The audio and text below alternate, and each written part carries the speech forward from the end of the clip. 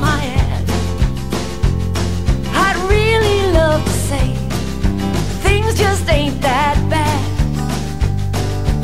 Oh, how we love our denial, a comfort to cover up the shame. But the truth is standing on trial, and I've got proof that we're all to blame. Oh, my fellow Americans, are we reaping our harvest of greed? Have we built our house on sinking sand? Why are we being ugly Americans?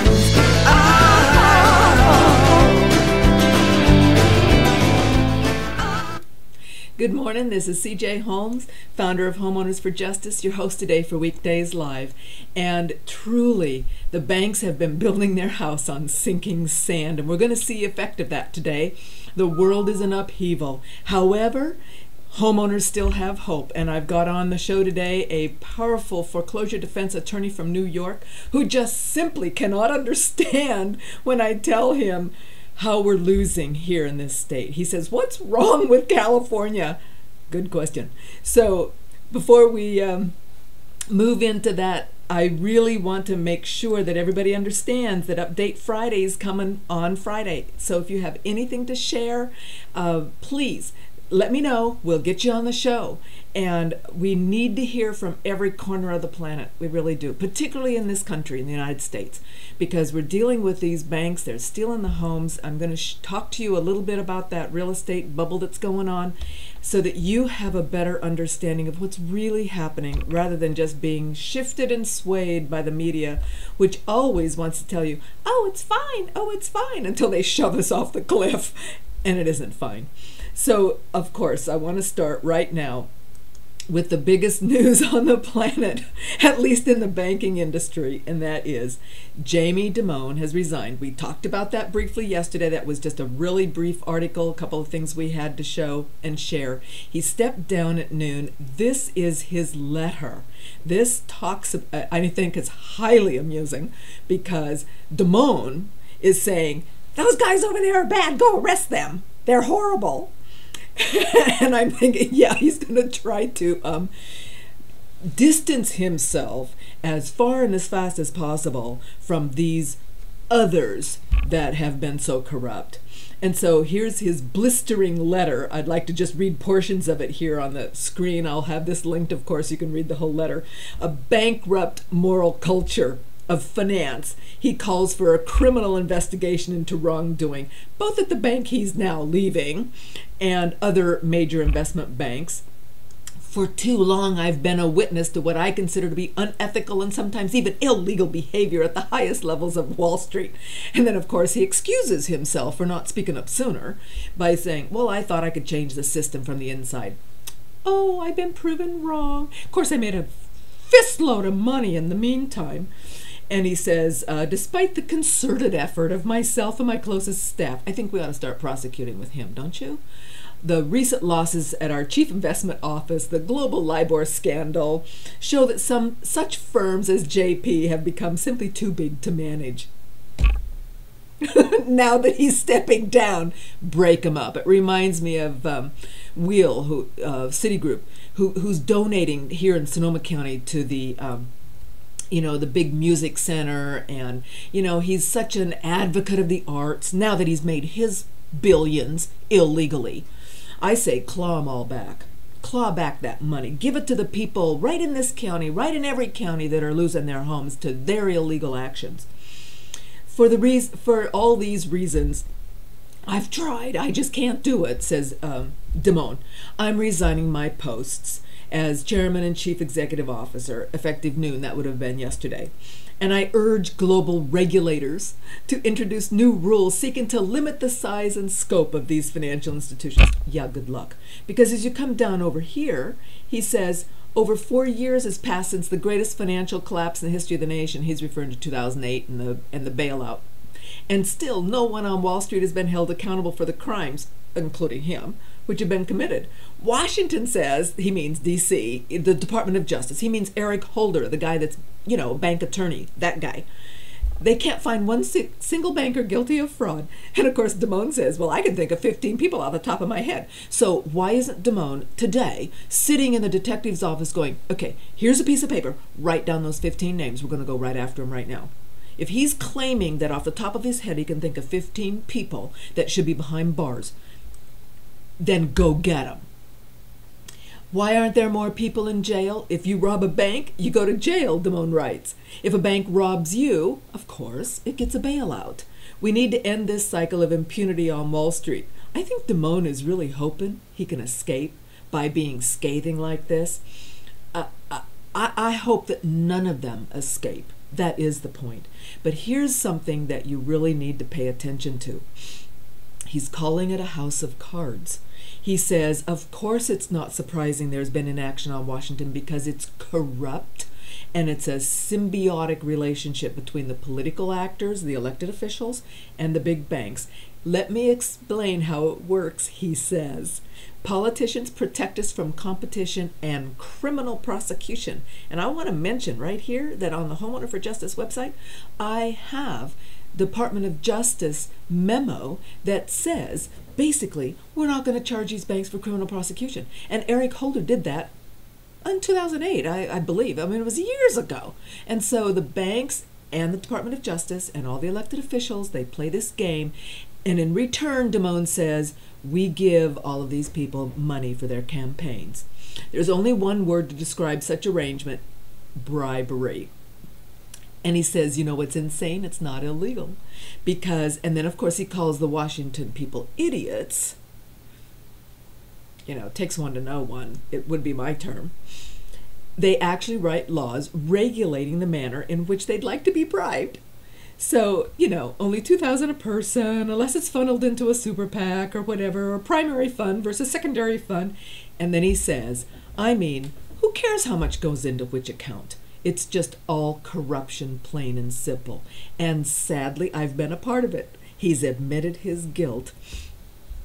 I say, let's go get them. I wanted to point this out because this is really a big statement from a major leader of the central banks, and it ties right in with what's happening. I think we're seeing cracks in the system, and I want to step through these cracks as I see them so that you can be mulling this over, and we all have to.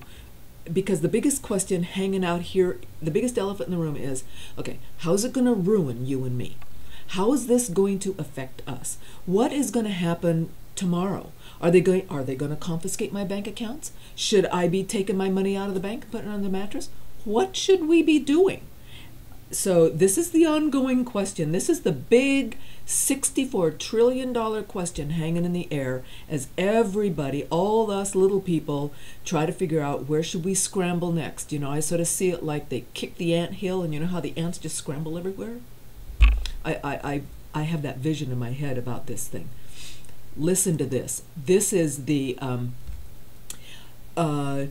minor political official that has shaken the world by being honest. So the Cypriot Parliament's now due to vote on the proposed cuts on Wednesday at about 1600 GMT. But for now, let's get some perspective, shall we, on the levy with the United Kingdom Independence Party MEP Nigel Farage. Mr Farage, evening to you. Every bailout, of course, comes with strings attached. It's never easy. But can Cyprus afford the price the EU set here? Well, what's really happening here is we have an irreconcilable split between the north and the south of Europe. And in the north of Europe, and particularly I'm thinking about Germany, the Netherlands and Finland, there are very strong political voices saying we do not want to go on bailing out southern European countries. And bear in mind that Cyprus is now the 5th country out of 17 that's needed to be bailed out. And that is why the Germans extracted the terms that they did.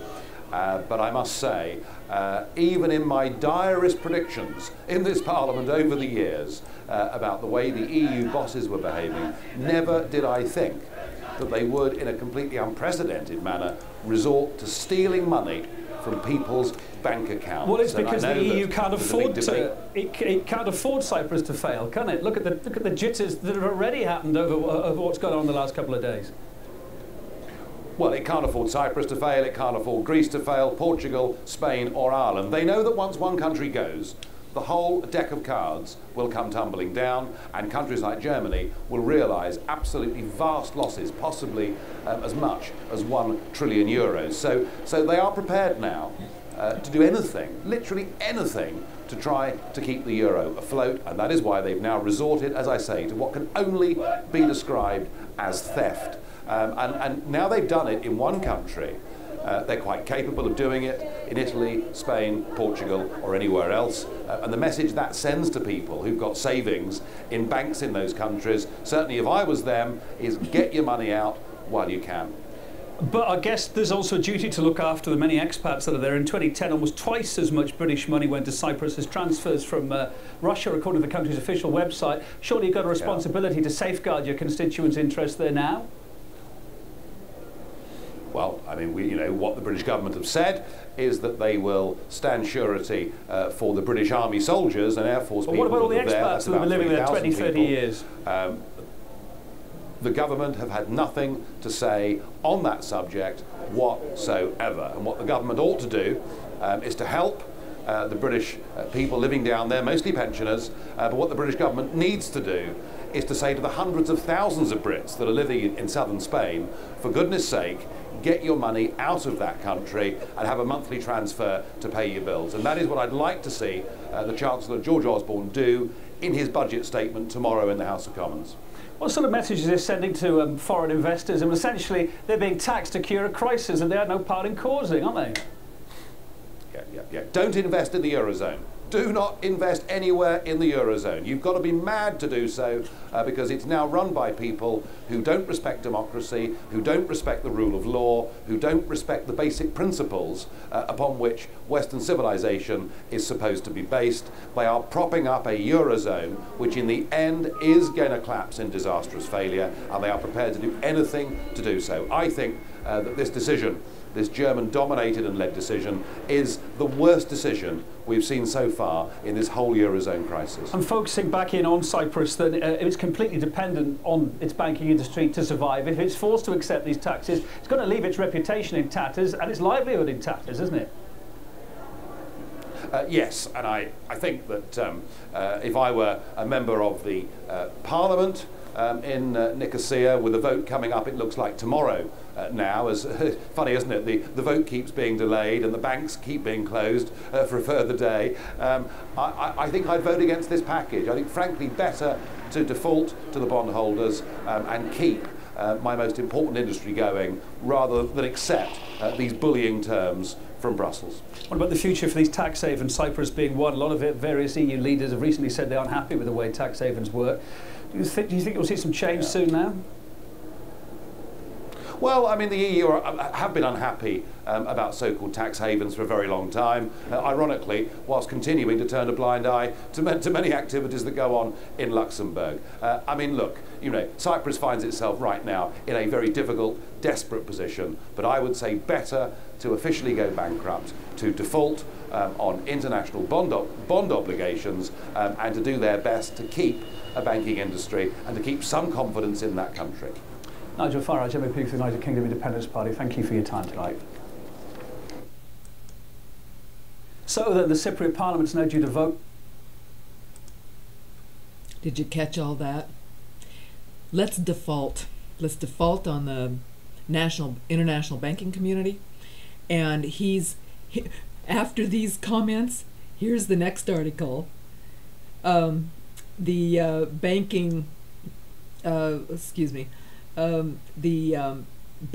industry stock fell 4%. They keep the doors closed on the banks. The people can't go in and get their money. He's telling everybody, as soon as the banks open, run on the banks. And he's talking about all the Eurozone collapsing. I think he's true. He's telling the truth. And the point is, here's the next country that's under pressure to avoid the Cyprus fate. we're watching this system crack apart and fail, and no matter how many trillions of dollars fake and fiat credit are thrown into it from central bankers, I don't believe they can hold it together. And truly, we need to be thinking about how we protect ourselves, and also using this as the silver lining to get into public banking, get our system and our setup and our local communities to really start public banks, to get out of the risk of this kind of a blow up and crack up.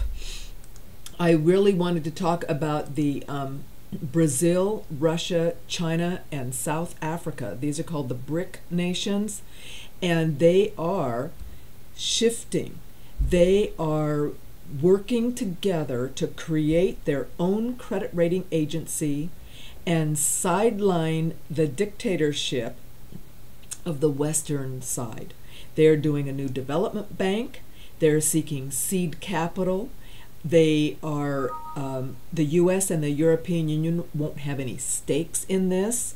It's a concrete alternative to the system that is not the International Monetary Fund right now. And there's some real push, and one of the key things about the BRICS countries is that they are looking to use their own currency, trade in their own currencies. This is, and of course this article talks about it being inevitable. They're going to become more forceful at the International Monetary Fund. They're collaborating. They're saying, look, we've got to protect ourselves, and we're going to trade in our own currencies. We're not going to be forced to go back into the US dollar, and that is really, really, really, really bad news for the dollar and for anything denominated in the dollar. So I just want to put this out there. You guys just got to think about it. Pay attention to what's going on, because we're seeing the world as we know it unravel, and yet we're not alone. So I want to migrate into quickly some housing information, because we are in the middle of a bubble.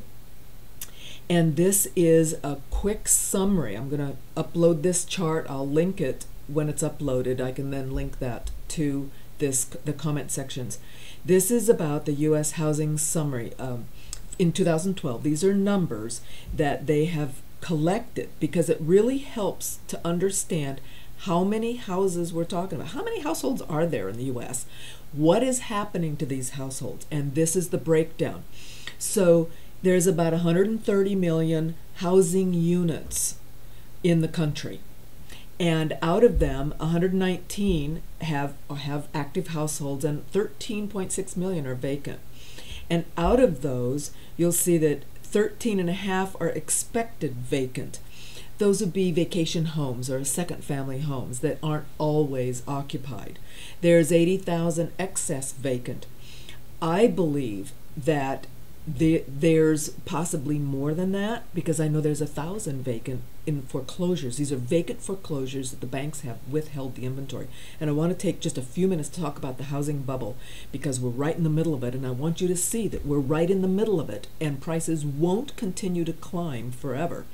They may be bubbling now, and maybe you can capitalize on it. So if you have any kind of questions about what should I be doing about my house right now, particularly in California, I can help you with that. But you might want to capitalize on a bubble, but don't expect it to last forever. It's going to come down. And so notice that 78.8 million are owned, have owners. 26 million have no mortgage. They're owned free and clear. So the prices goes up and down for them, but they're not going to be, well, taken by the banks unless they're fraudulently foreclosed, and we talk about that. People with no mortgages are being foreclosed because it's such a mess. But nevertheless, the 52.8, just under 53 million, have a mortgage, and out of those, over 10 million are negative. They're upside down. Their mortgage, the debt, is worth more than the house.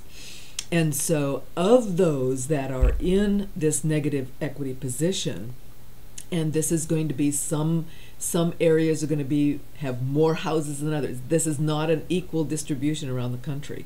So there's going to be pockets that are worse, pockets that don't really have much of a problem, other pockets that have a huge problem. And I think you understand that.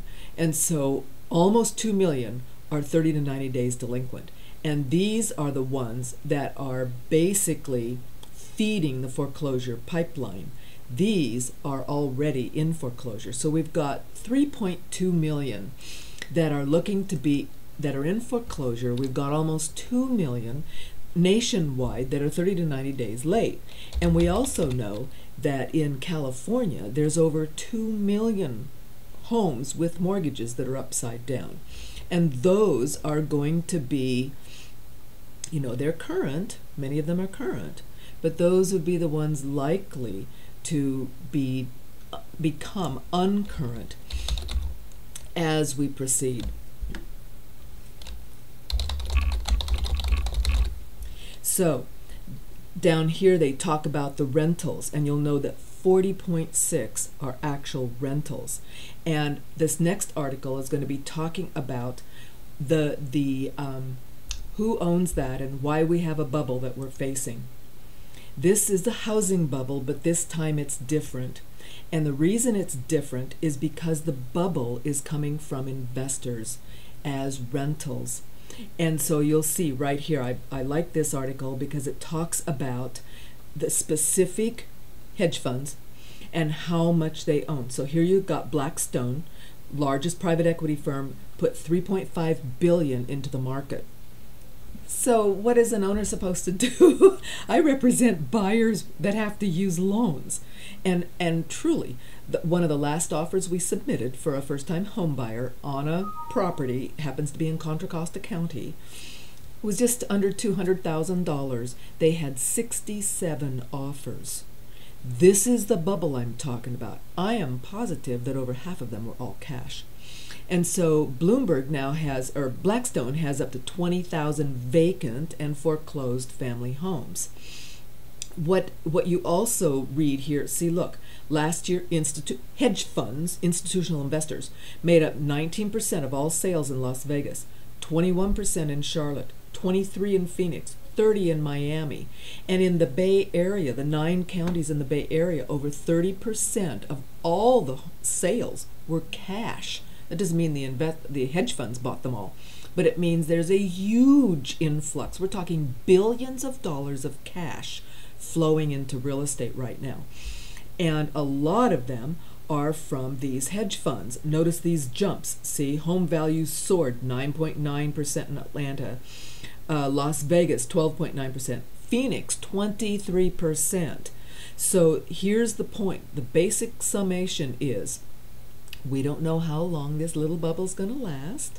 And if you've got property in those areas and you think you might want to shift your portfolio, now might be a good time, particularly if you're right side up. Sell and get out, because what they're saying in the rest of the article, since all of this money is flowing into rentals, guess what? When there's more rentals, rental prices drop. There's more competition. It's just standard market supply and demand dynamics going on.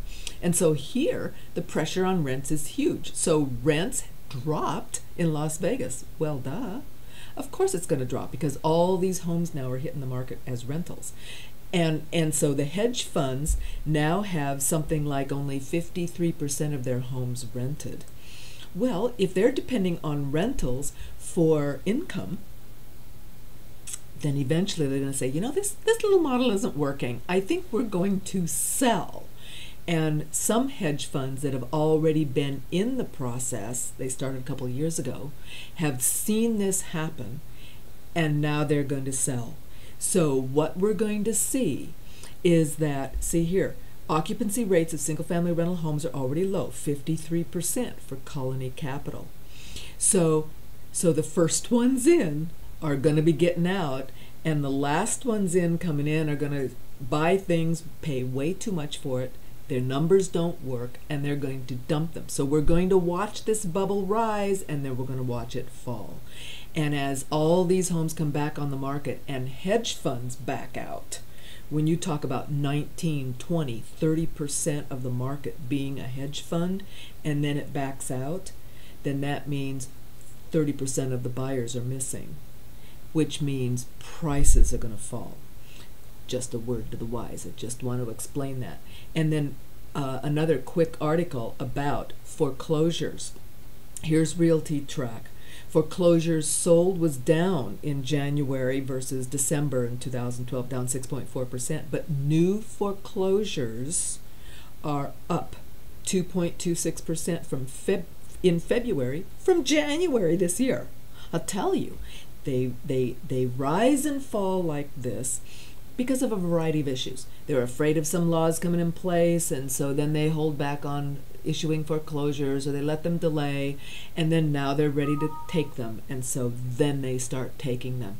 And everybody fighting for their home is looking for the help that our next guest is going to have on the show.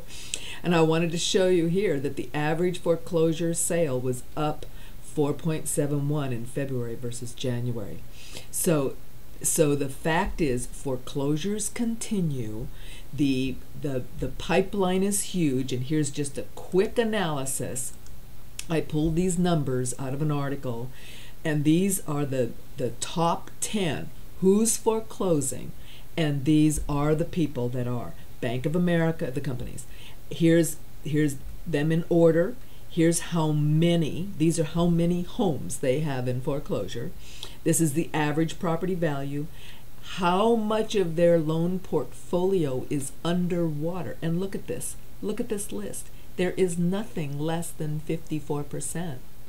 54% is the lowest number on that list. So out of all of these 10 foreclosing entities, they have over half of their whole portfolio is underwater.